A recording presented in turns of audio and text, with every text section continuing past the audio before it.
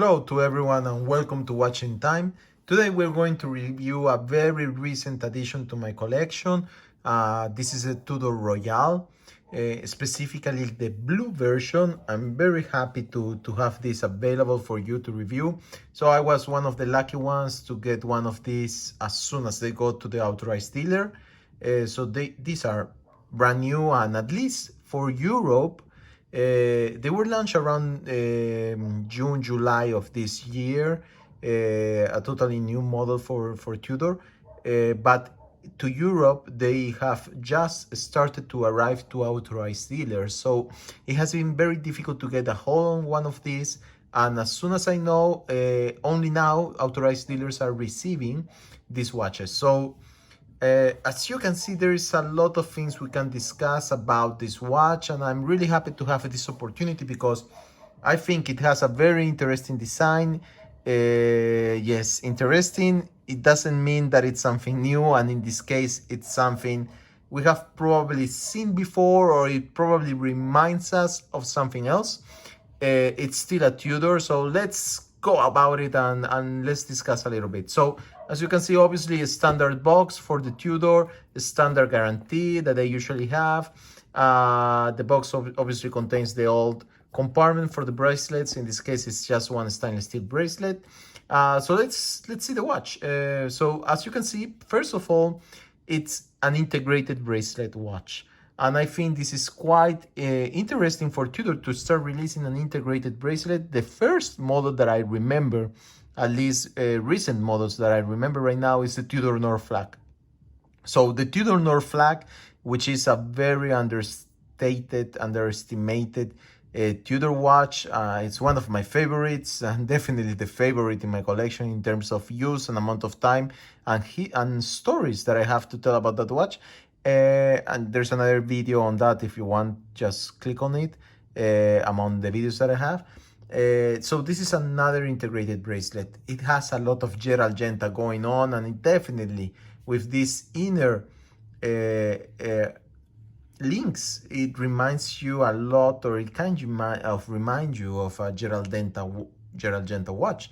So on the other side, it presents itself with a bezel that reminds us a lot of Rolex's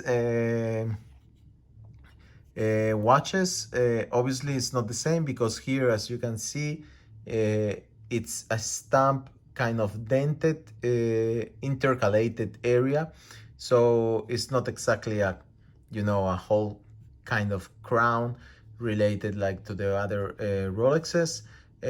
On the other side, it presents itself with a very clean blue sunburst dial. It's a beautiful color. I really like it. The tone of blue is very good.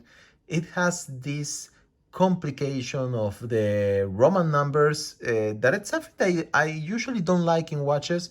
I rather have Arabic numbers, but in this type of watches, I think it actually suits it very good, and it gives it that touch of elegancy.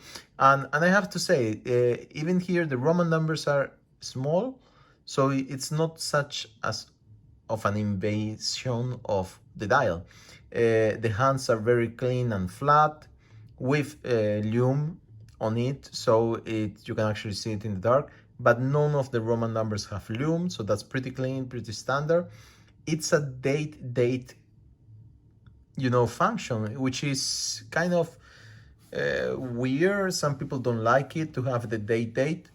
In this case, I think it's actually not that big of a deal, and it's actually quite nice, let's say, for the dial. So we have here, as you can see, a kind of an integrated case with the bracelet, very flat. I think it's around 12-13 millimeters. The bracelet, I think the bracelet is one of the nicest things about this watch. As you can see here, it has a clasp. We'll see it better next, but it's fully integrated, and you don't see the clasp, at least from this side. So you have the bracelet that is going to be resting on the actual flat, and it has the securing system of Tudor, which I really appreciate. At least it guarantees that it's not going to be opening by chance. So let's see about it. As we can see, This is one of the nicest things. This is not one, and we're going to discuss about the price later. It's not one of the highest Tudor price watches. So actually, I think it's really good quality for the money. The bracelet is really sturdy. The quality of it, I think it's outstanding. It's a screw links, so you have everything that you want from a bracelet.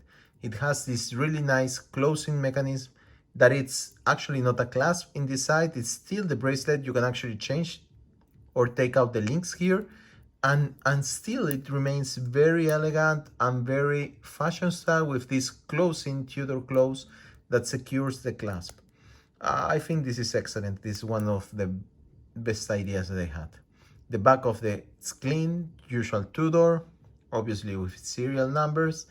As you can see, the case remains pretty flat, and you have this kind of integrated. It reminds me a lot to the Zenith Defy.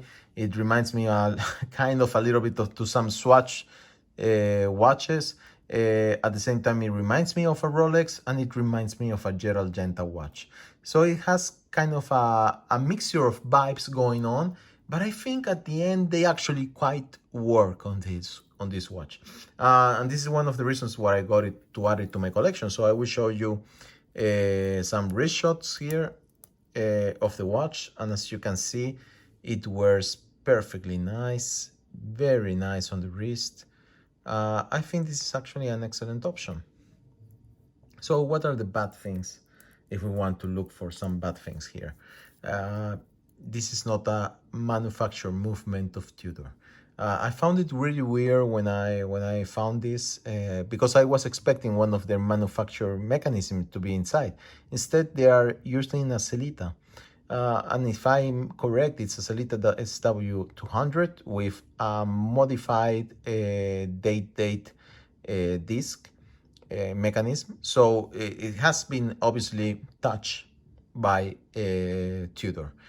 And definitely we can trust Tudor in terms of quality. They're not going to release watches with problems.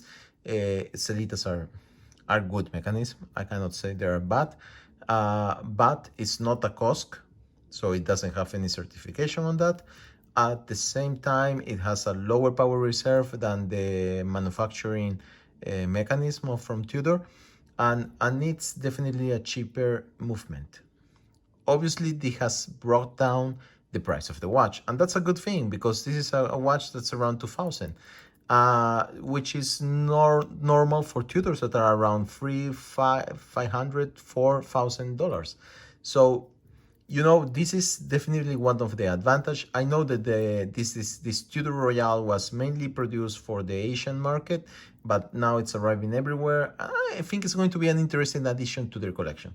So anyway, these are my thoughts. I'm not going still to digest the fact that it's wearing a Sellita, but from the other side, you have an excellent quality for money. And definitely the price, it's playing among others that already use Sellita. So probably if you see it from that point of view, that's okay. And still the quality, it's a Tudor quality. I cannot say anything about it. I really like the sturdiness, the bracelet, the quality of the steel, and the details. It's absolutely outstanding. So anyway, guys, this is my review. I hope you like it, and see you soon. Until then, bye bye.